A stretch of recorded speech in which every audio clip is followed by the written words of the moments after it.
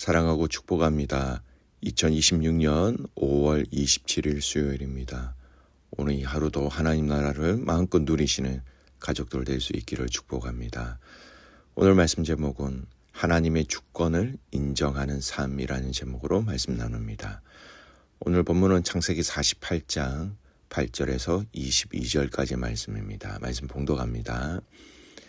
이스라엘이 요셉의 아들들을 보고 이르되 이들이 누구냐? 요셉이 그의 아버지에게 아뢰되 이는 하나님이 여기서 내게 주신 아들들이니이다. 아버지가 이르되 그들을 데리고 내 앞으로 나아오라. 내가 그들을 축복하리라. 이스라엘이 눈이 나이로 말미암아 어두워서 보지 못하더라.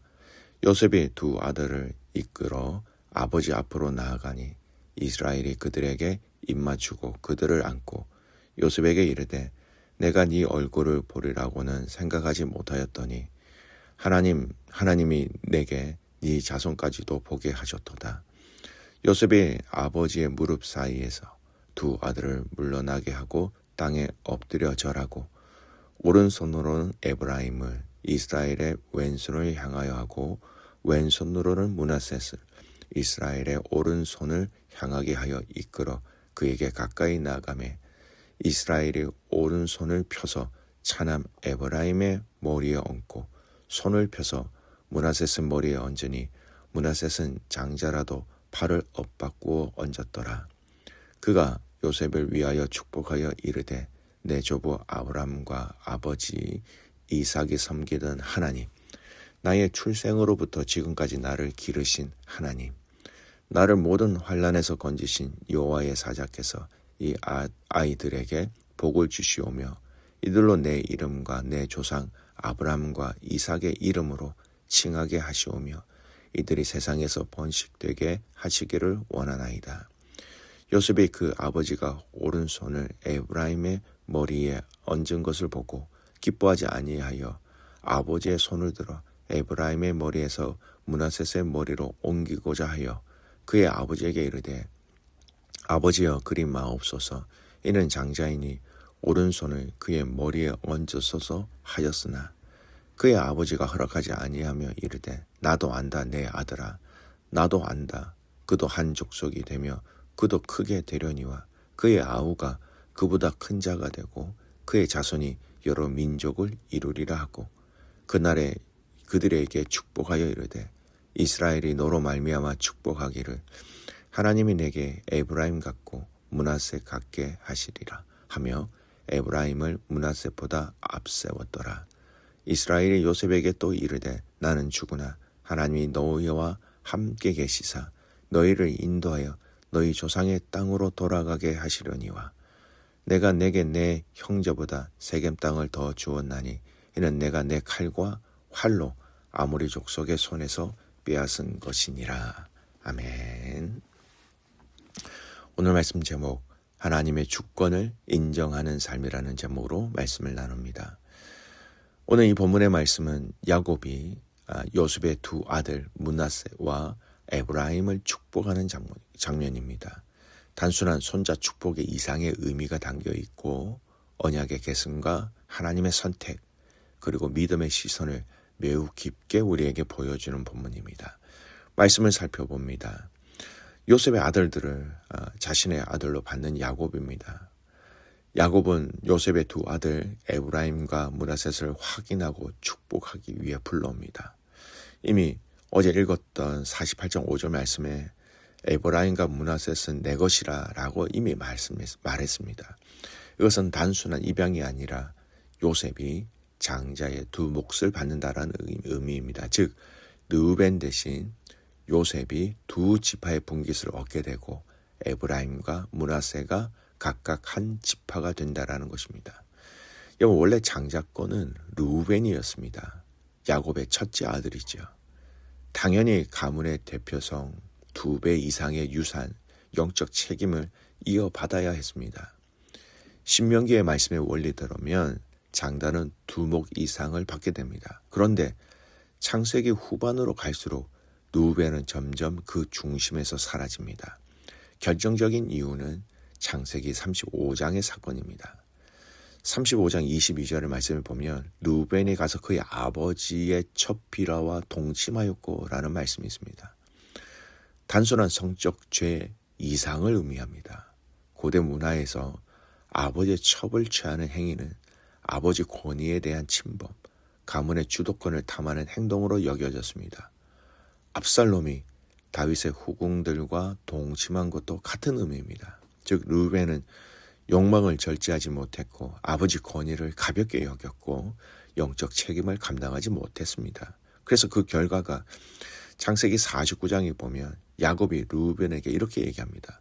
너는 물의 끊음 같았은즉 너는 탁월하지 못하리라. 핵심은 절제 없음, 흔들리는 성품. 그래서 장자권은 단순히 먼저 태어남이 아니라 하나님의 언약을 맡을 영적 책임이었습니다. 루벤은 그 무게를 감당하지 못하였던 것이지요. 그래서 장자권은 요셉에게 넘어갑니다. 역대상은 이것을 아주 명확하게 말합니다. 역대상 5장 1절 루벤은 장자이나 그의 아버지의 침상을 더럽게 하였으므로 장자의 명분이 요셉의 자손에게로 돌아갔으며. 이 구절은 창세기 48장의 배경과 같습니다. 그래서 요셉은 두 아들 에브라임과 므낫셋을 통해 두 지파를 받게 되는 장자의 두 몫을 얻게 되는 것입니다. 루벤은 출생의 장자였지만 요셉은 축복권의 장자권을 받은 셈이었습니다. 이 말씀 안에는 언약의 계승 또는 하나님의 구원의 역사, 요셉에게 베푸신 하나님의 은혜, 하나님의 주권을 살펴볼 수 있는 것이지요. 그 다음 또 오늘 이 본문은 오른손을 엇바꾸는 그 야곱에 대해서 나타납니다. 요셉은 장자인 므낫셋을 야곱의 오른쪽에 에브라임을 왼쪽 손에 둡니다.